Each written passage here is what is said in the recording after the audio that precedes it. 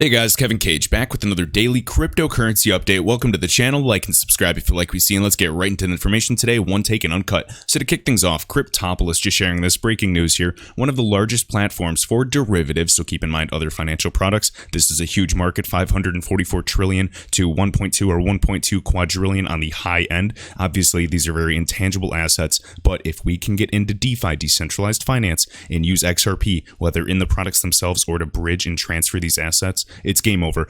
This is on the speculative side, but it's very interesting that they are now being implemented on one of the largest trading platforms. Now again, Trading Online now offers crypto trading, including XRP, and this is on TradeStation. If you guys want to check out the website, this is tradestation.com. Again, gateway to the crypto markets. Cool to see this integration happening. Should not surprise you one bit, guys. If you still think that cryptocurrency is magic internet money and is a fad, I don't know what to tell you, because literally central banks are creating and tokenizing their own digital assets at this point. Everything's being able to be custodied and held by banks. Hedge funds are being able to invest in them. They're just laying the groundwork, getting all the products nice and pretty, and then once they're ready to make money, they will sell it to you. This is how the world works. Again, you can see that Bitcoin's here, big deal. Ethereum, Litecoin, XRP. So pretty cool. And again, we have cross pairs as well. We want XRP to be the US dollar pair. We want it to be a base pair on these exchanges. So again, all progress is good. I see no reason why you should be bearish long term. All right, now something I want to talk about really quick too, and this might be a ramble. If you get frustrated, fast forward a little bit. But basically, there's a lot going on, guys. There's a lot of corruption in the world. I mean, even Walmart, for example, in terms of monopolizing its market, Walmart literally has been caught selling things, their products, at a loss to destroy competition that cannot compete, because they can outlast their competitors when they're selling that product, and they can outlast, taking that loss longer than they can. So then when the competition dies, the competition can't sell that product. So then they are a monopoly, can raise that price to that product that no one else is selling now to whatever they want with no competition. And again, they're just charging whatever they want, guys. This is a true practice. So keep this in mind. I mean, there's things all over the world, and this is why you're seeing that level the playing field. Now, obviously, that is, in regards to commerce. But I just wanted to share that because I was just kind of reading an article the other day and hearing, talks about that as well. And I just found that so interesting. And then another point too, guys, is when you're trying to quantify and speculate with XRP's future price, or if Ripple's going to IPO, or, you're just trying to get this infinite amount of data. Now you have to question, are we looking at or even measuring the right things? All right. So, for example, businesses, enterprises, a lot of older folks that just don't get it. They ask about social media, asking about having an online presence. Oh, well, what's the return on investment? What's the ROI of having a social media presence? I can't measure it. I don't have the actual stats and metrics. I don't buy it. And I mean, the question is, are we quantifying the right things during our speculation?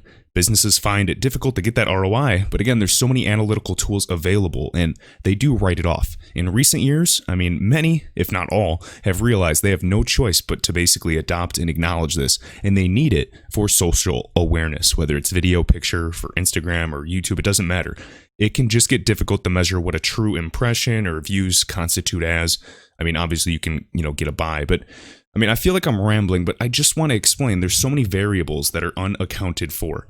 And this one quote that I like is this: not everything that can be counted counts, and not everything that counts can be counted. To manage effectively, you need to measure the right things. And again, those things that provide insight in the work performed and that you are able to influence. So we have to learn how to apply this to XRP's price, these gateways, and at the same time, you're never going to get that exact number. We have to watch what happens, get as many gateways and on-ramps as possible, get as many LPs and partners as possible to develop that liquidity, and then ensure that we have enough volume on the system and incentivize higher and higher payment flows, and hopefully reducing the pre-funded Nostro Vostro accounts over time.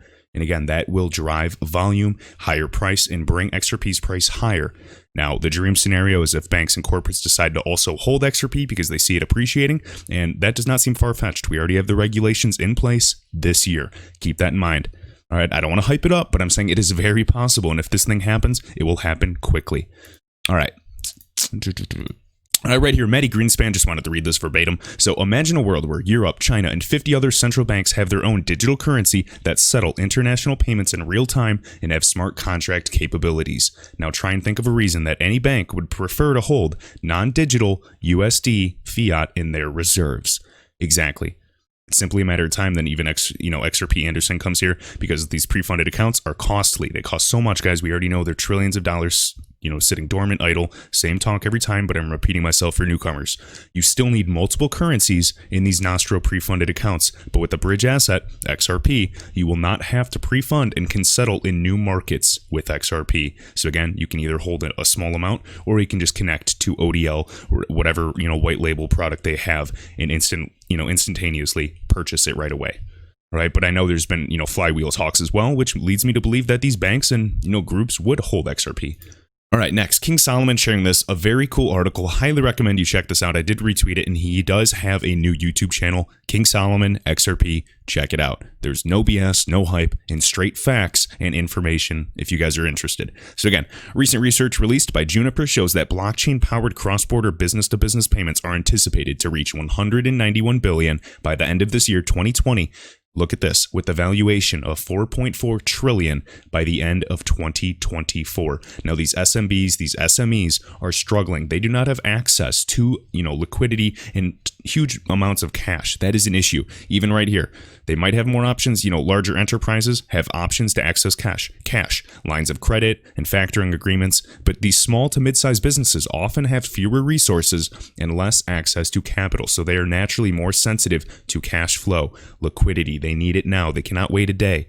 All right. So here's where increased visibility will be key in helping smaller customers navigate through an economic recession. Now, this is basically just talking about why this recession really could pose a threat. We already know with the QE and artificially inflating the stock market, distracting people with economic events, and actually, there's that cognitive dissonance, but everybody thinks that since your 401k and the stock market's doing well, that the economy is healthy. That is BS, guys. It's I'm not going to blame any political group. I'm just saying the economy moves in cycles. It's bound to blow sooner or later. I definitely think that we are in a recession. I know it takes some time to determine that. It takes several quarters to determine that. But simply watch. And again, gold, precious metals, cryptocurrencies cannot be suppressed forever. Eventually, this type of, this hourglass, it's going to flip. The stocks that are inflated, all that money will go back and balance everything out once again. And that is why I am purchasing, undervalued assets. Not financial advice, just my take on it. All right. So again, guys, I appreciate it. Let me know your thoughts down below, and I will see you in the next video.